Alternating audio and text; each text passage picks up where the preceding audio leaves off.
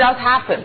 Well, yes, and it also adds to the long list of unsolicited bids that Global Pharma has seen in the recent past. Talk of Pfizer wanting to buy AstraZeneca, Valiant luring Allergan, and even for that matter, Mylan's unsolicited bid for the Irish firm Perrigo for $29 billion. But here Teva is trying to make a powerhouse by merging with Mylan. They have offered $82 per share for Mylan's share, making it a $40 billion deal, and they've said it would be 50% cash and 50% of stocks.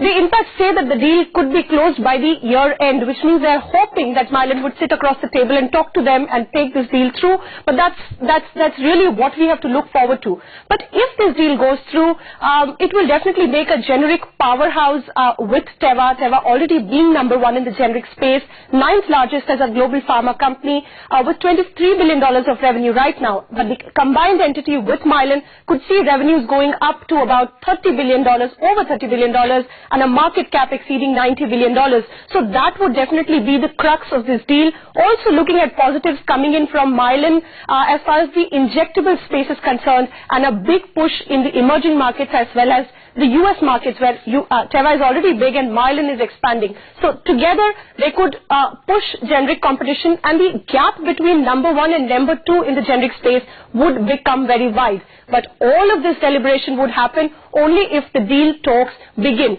In a very unusual step, Mylan last week, when these were just speculations, has already rebuked the offer, saying that they are not interested in a sale and that they've done their homework and the combined entity would possibly not be able to clear antitrust approvals.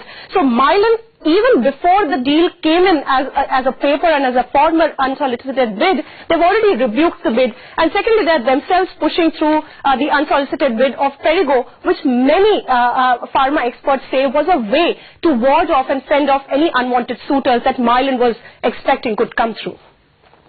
Well, if it does go through,